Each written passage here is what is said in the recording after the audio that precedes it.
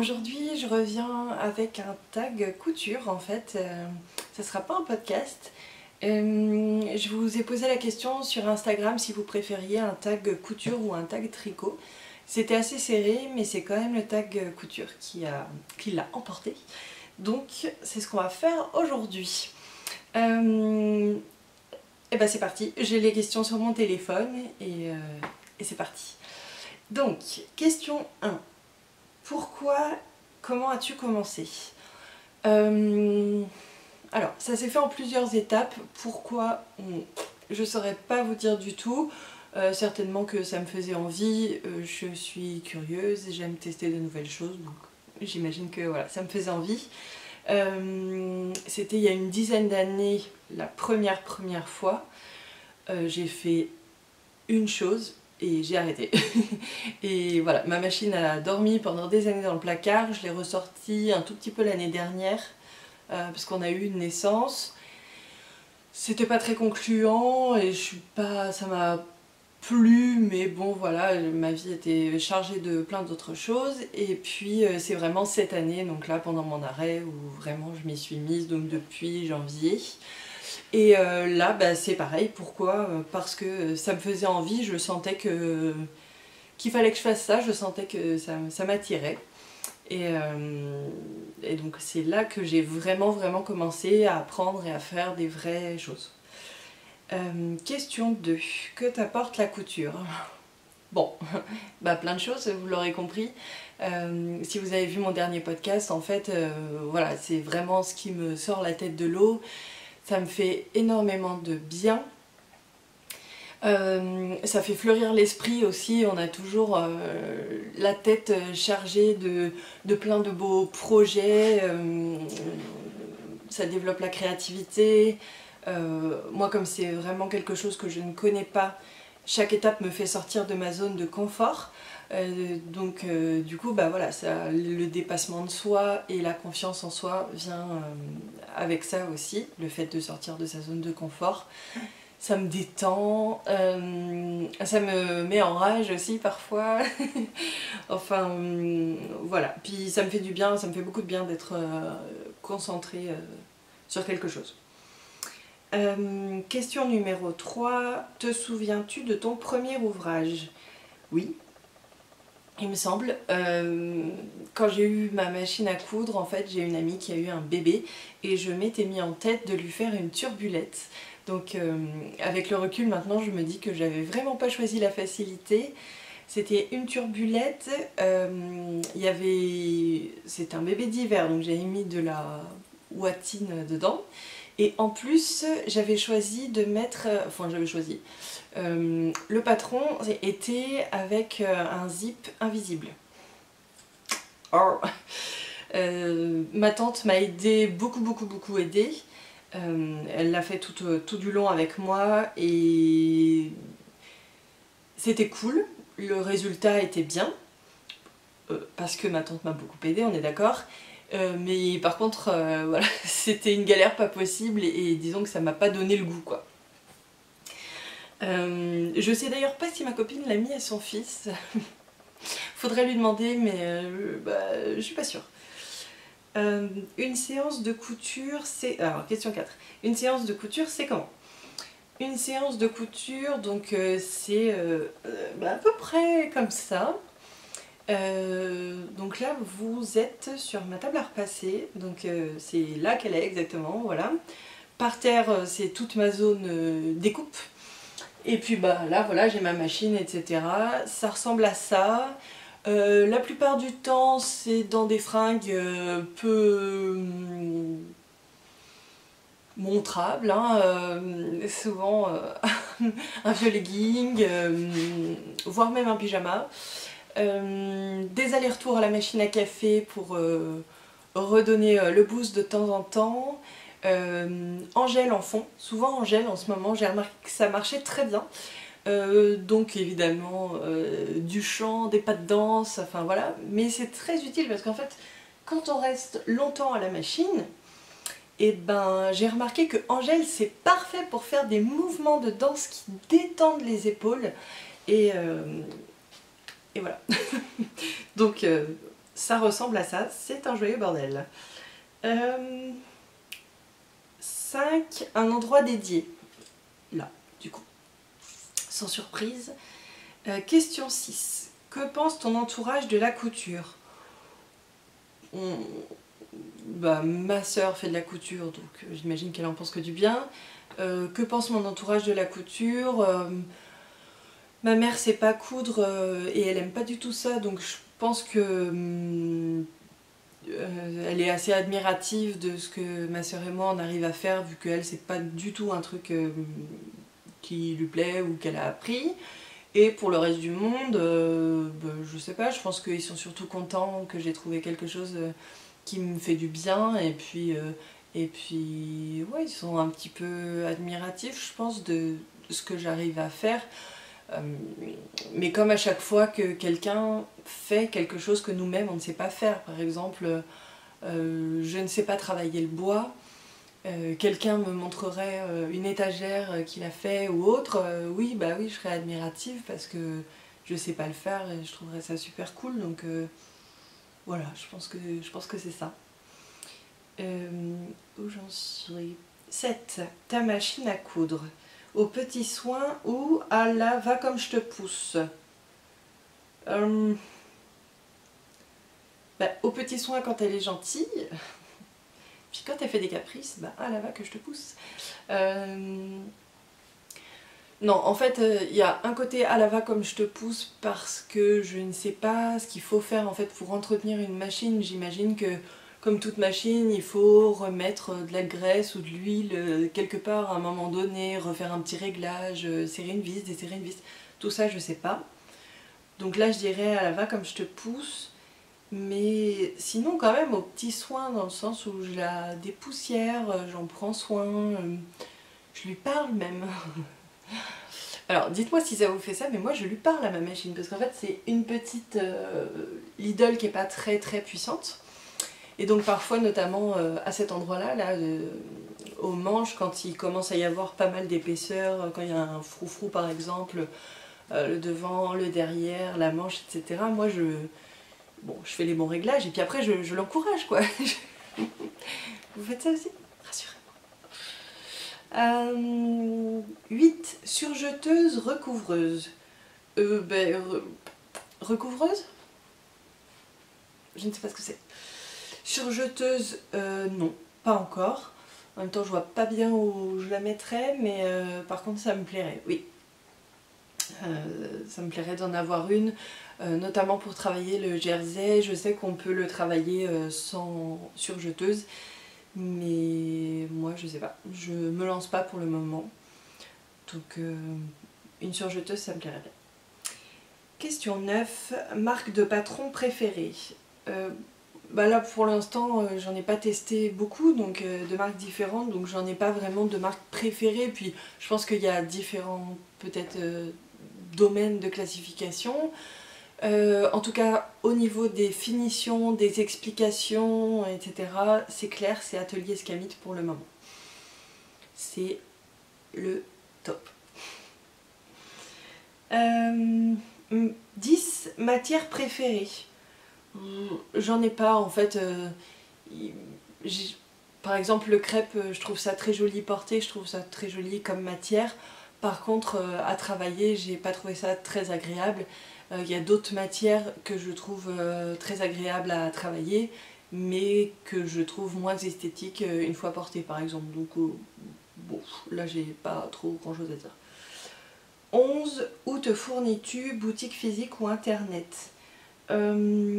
Boutique physique surtout parce que j'aime bien toucher, sentir un peu la matière, la fluidité, la transparence aussi, voilà, j'aime bien ça. Boutique physique, je vais surtout à Mondial Tissu, et à Nantes je vais aussi à Henri-Henriette et aux Sorinières, donc périphérie nantaise.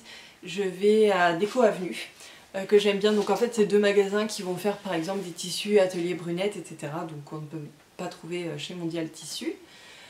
Et internet, pas trop, mis à part si je suis sûre entre guillemets du tissu, mais sinon non, pas trop. C'est vrai que j'avais commandé J'ai déjà commandé des choses, mais parfois j'ai été déçue de la qualité, même si c'était des grands sites. Donc voilà, maintenant je préfère regarder en vrai. 11 bis, ton stock de tissus minimaliste ou indécent? Minimaliste. Oui, parce qu'on est comme ça, tout simplement. C'est pareil pour à peu près tout dans notre maison. On n'est pas minimaliste du tout, mais voilà, moi j'aime pas avoir 10 fois les mêmes choses, 10 000 trucs de chaque. Je supporte pas, ça m'étouffe. Et les livres et patrons? Ah, pareil. Alors les livres, non, pas du tout. Alors que là, carrément minimaliste, voire même inexistant. En tout cas, les livres de couture. Hein.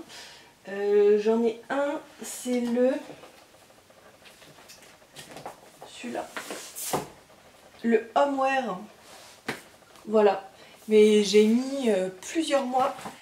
Oh, les chutes du téléphone. J'ai mis plusieurs mois avant de l'acheter. J'ai hésité. Je suis pas trop une acheteuse compulsive. Et vraiment, les modèles me plaisaient presque tous. Et surtout, je trouve qu'il y a beaucoup de modèles dans ce livre qui sont... Oui, bah c'est marqué. À porter chez soi ou à l'extérieur. Voilà, c'est vrai.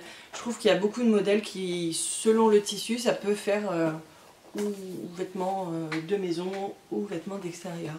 Donc c'est ce que j'aimais. Et pour les patrons, là quand même, ouais, là je dépense plus, j'avoue. J'ai plus de facilité à acheter des patrons, à les stocker. Ouais. 13. Comment choisis-tu les tissus et les... comment choisis-tu tes tissus et tes patrons? Oui. Alors, cette question m'a beaucoup fait rire. Je me suis demandé un instant, qu'est-ce qu'on pouvait bien répondre? Est-ce une question Burger Quiz? Je vous pose la question. Du genre, réponse A, tu prends ton pendule. Réponse B, tout simplement parce que les tissus et les patrons te plaisent. Réponse C, rien ne vaut la méthode du bon vieux plouf-plouf.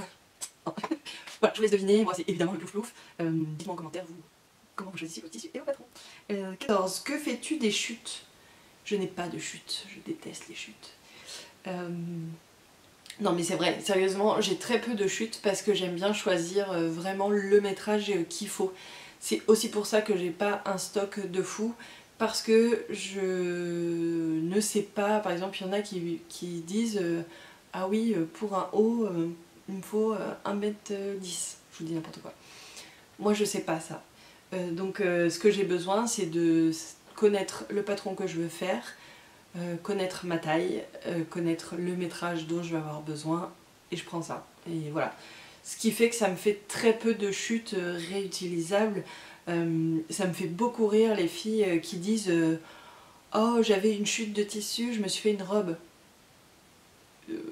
C'est impossible que ça m'arrive en fait. C'est pas possible. Pour moi, faire une robe, c'est pas une chute, c'est un tissu en fait, c'est un morceau de tissu. Bon. C'est peut-être parce que je suis débutante. Hein. Du coup, qu'est-ce que je fais de mes chutes lorsque j'en ai? Eh ben, je découpe tous les petites scrognottes là qui restent, ça va tout dans un sac. Les grands bouts qui restent, je les découpe proprement. Quand ma nièce passe, je lui propose d'en récupérer parce qu'elle est hyper créative et donc ça l'intéresse, elle trouve toujours un truc à faire avec. Et sinon, je viens de voir la vidéo de... Vanessa Salin, je crois. Et en fait, elle a fait un tuto d'éponge lavable. Et dedans, c'est bourré de chutes de tissu. Et j'ai trouvé que c'était une super bonne idée. Donc ça, j'essaierai peut-être. 15. Une diète d'achat ou no buy est-elle envisageable? Et non, pas du tout. Quelle drôle de question. Non. 16. Bonne ou mauvaise élève? En repassage, en bâti, en couture à la main. En repassage, très bon élève. Depuis que j'ai découvert Atelier Scamit, et elle dit à chaque fois en fait de repasser, et c'est vrai qu'on voit carrément la différence, c'est beaucoup plus simple à coudre, etc. Et même quand on repasse deux tissus l'un contre l'autre, et bien avec la vapeur il s'adhère un petit peu, et je trouve que du coup ça reste mieux en place pour pour coudre après, c'est plus pratique. Il y avait quoi d'autre? Bâti, c'est ça? Hein, j'ai pas la question. Là. Bâti, non, jamais. Très mauvaise élève, je fais jamais ça. Par contre, j'épingle, ça oui, et j'épingle... là, c'est indécent pour le coup. Je pense que je mets une épingle à peu près tous les 1 cm, 1 cm 5. Donc, j'y vais, j'épingle. Et en couture à la main, bah, ça me dérange pas. Après, j'ai jamais eu à faire un ourlet sur une jupe entière, par exemple. Mais je fais des petites coutures à la main en point invisible, par exemple pour fermer des lingettes, des choses comme ça. Ça me dérange pas du tout. Question numéro 17. As-tu un Graal, une pièce que tu n'as pas encore osé coudre? Oui, en fait, quand j'ai commencé, donc là en janvier, j'ai flashé totalement sur un patron. C'est la blouse Scarlett de Laboratoire Familial. Je ne sais plus qui l'a faite. Quelle version j'ai flashé? Je crois que c'est B-Made qui l'a faite. J'espère que je dis pas de bêtises. C'est une version bleue, un peu comme un... Je crois que c'est coton lin, un truc dans le genre. Et avec des petits boutons nacrés, il me semble. Enfin, je l'ai trouvée hyper belle. Et du coup, j'ai acheté le patron direct et je me suis dit, un jour, quand je saurai bien coudre, c'est ce patron que je ferai. Et puis sinon, une pièce que j'ai pas encore osé coudre. Alors j'ai pas osé et en même temps c'est pas du tout la saison, mais c'est le manteau. Et voilà, j'espère que j'aurai atteint un niveau suffisant pour me coudre mon manteau l'hiver qui vient. Question 18. As-tu déjà patronné? Absolument pas. Non, là, j'en suis pas là, du tout, clairement. Question 19. Quel est l'ouvrage dont tu es la plus fière? L'ouvrage dont je suis la plus fière...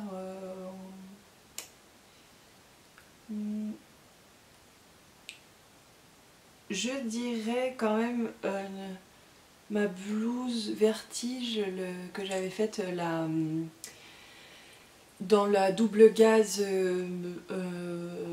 lit de vin ou je sais plus, enfin vous voyez, à petits pois dorés. C'est pas la plus réussie, les modifications n'étaient pas faites, les manches sont trop courtes, tout ce qu'on veut, mais c'était mon premier vrai vêtement réussi avec des jolies finitions, qui soit portable, avec ce froufrou dans le dos qui m'a fait connaître des techniques un peu magiques. Enfin, pour moi c'était aussi la découverte d'Atelier Scamit et c'était vraiment magique quoi, de faire cette blouse, c'était vraiment magique. Donc c'est celle-là dont je suis le plus fière, même si c'est pas le vêtement le plus réussi que j'ai réalisé à mon goût.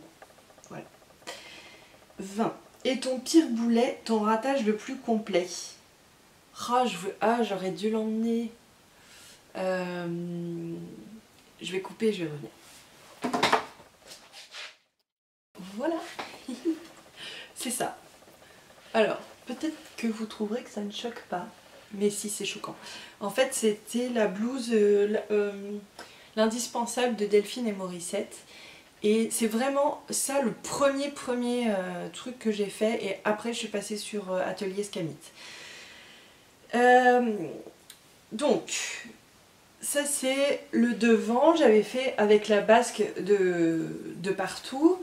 Et ça c'est le dos, et en fait j'avais rajouté une fausse patte de boutonnage et j'avais mis voilà, des petits boutons ici. Les finitions, mais c'est ni fait ni à refaire. À refaire, oh, je le referai pas non plus. Voilà, ça marche. Alors, magnifique. La pro de l'ourlet, c'est dégueulasse. Il y a des fils qui traînent de partout. Et mais bon, sur le coup, je l'aimais beaucoup parce que cette double gaze, c'est une double gaze que j'ai achetée à Déco Avenue. Et elle est hyper bien. Leur double gaze, elle est vraiment top. Elle est bien moelleuse, elle est belle, la couleur est belle, je l'adore. Et donc j'étais quand même sur le coup un peu fière de moi, parce que oui, dans ce que nous apporte la couture, il y a aussi la fierté, parce que quand même, on est hyper fiers. Même si bon, c'était pas top, mais j'avais quand même appris des trucs, j'étais fière. Et donc, quand je l'ai essayé devant mon chéri, J'étais fière, j'étais contente. J'ai dit alors qu'en penses-tu? Et il m'a dit on dirait que tu as volé un t-shirt. Qu'est-ce qu'il y a? Oui, on dirait que tu as volé un t-shirt à Mimi, donc Mimi, ma nièce, et qu'elle est obèse. Alors avec ça, bon, il est délicat, hein, vous remarquerez. Voilà, donc c'est un fail quoi. Je la porte quand même parce que je l'aime bien, donc de temps en temps, vous voyez, pour faire le ménage c'est très bien. Oh, une serpillière pour sortir les poubelles. C'est un peu ça, mais bon, oh, je l'aime bien. Et en fait, c'est hyper agréable à porter la double gaze, donc ça va quand même. Mais c'est sûr, je la porte pas dehors, quoi. Je mettrai pas ça au boulot. Tititite. 21. Quelle est la pièce que tu couds le plus? Pour l'instant, des hauts, des blouses. Ouais, c'est ça. 22. Couds-tu pour toi ou pour les autres? Principalement pour moi pour le moment, un peu pour les autres, mais c'est vrai principalement pour moi. 23. Fais-tu encore les magasins pour acheter ou juste pour attraper les idées? J'ai envie de dire ni l'un ni l'autre parce que j'aime pas faire les magasins. Voilà. Par contre je peux passer des heures dans des magasins de tissus. Mais les magasins classiques on va dire, ça me saoule. 24. Tu couds pour tous les jours et ou pour les grandes occasions? Je couds, c'est déjà pas mal. En gros, si je... Pour l'instant, j'ai cousu pour une occasion, généralement. Mais des choses qui puissent se porter tous les jours. Voilà, c'est ça. 25. Un gadget... Oui, c'est ça. 25, un gadget dont tu ne te passerais plus. Oui, alors là, c'est clair et net. C'est cette chose. Le découpe tissu là. La première fois que j'ai utilisé ça, mais ça a été vraiment la révélation, ma chérie. Ça fait un truc très net.